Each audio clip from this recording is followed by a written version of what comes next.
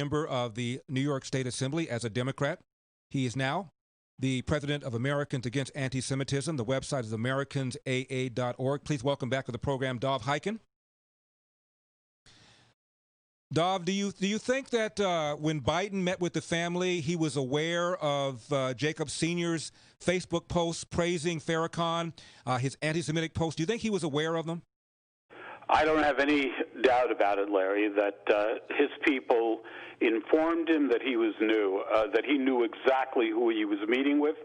He knew that the father was someone who was in love with Farrakhan, who indulged in the same kind of hate that came out of Goebbels and Nazi Germany about the Jews controlling banks, the Jews controlling the media, the Jews controlling everything and being blamed for everything that goes wrong. Dov, he also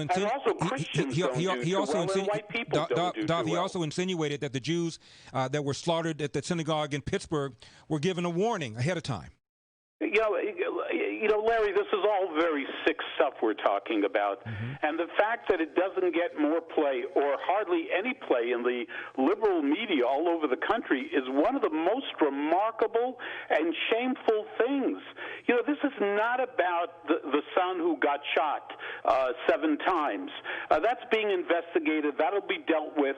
That's not the issue. The issue is that the father is an anti-Semite, plain and simple. Instead, he's being made into a civil rights leader.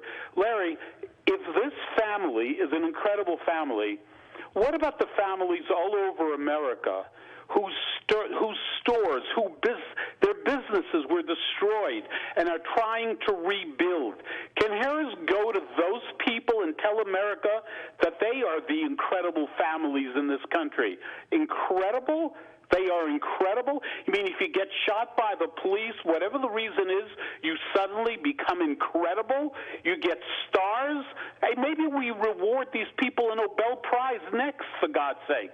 Well, what do you mean incredible? Proud of the son, right? I mean, there are serious charges against the son. I'm not saying he's guilty, but there are serious charges. And no one should make a judgment, including the candidate of the Democratic Party. I mean, sexually assaulting his ex-wife, humiliating her, returning to harass her. By the way, the police did not go looking for Blake Jr. because they had nothing else to do. They didn't go looking for him because of the color of his skin. That had nothing to do with it. There was a warrant. They were doing their job. Maybe things could have been done better, but they didn't go looking for trouble. It has nothing to do with race, for God's sake. Dov Hikind is my guest, longtime member of the New York State Assembly as a Democrat. The problem, Dov, is that most Americans are completely unaware of Jacob Blake's anti-Semitic Facebook post because they're not reported. I didn't know about it until I read it in the conservative media. You've got that photograph with Obama. He still has never even been asked about it, to my knowledge. You've got a bunch of members of the Congressional Black College who will not renounce their association with Louis Farrakhan. You've got Al Sharpton having a TV show, for crying out loud, on NBC. And you have Linda Sarsour speaking at the Biden DNC. This is what we're talking about here. You know, Larry, again, it is absolutely remarkable that you know, the hypocrisy. I mean, how many times? Am I living in a different world?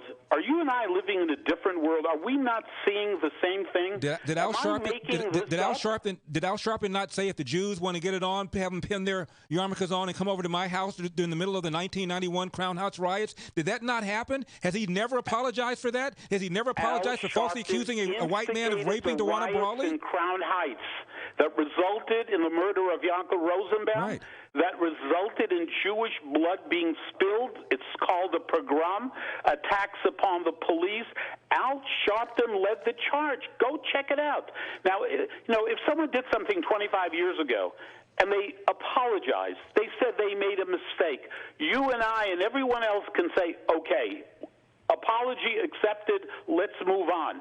This man never apologized for the hate that he was spreading, not just in Crown Heights. He did it all over the place. His record is there. But Larry, nobody cares. Nobody's interested, and we've got to do whatever we can. You just talked about the election that's coming up. It is the most important election. And you may not like everything about Donald Trump. You may not like the tweets, 15 seconds, but Dov. this is about the future of our country, law and order, you being able to walk the streets.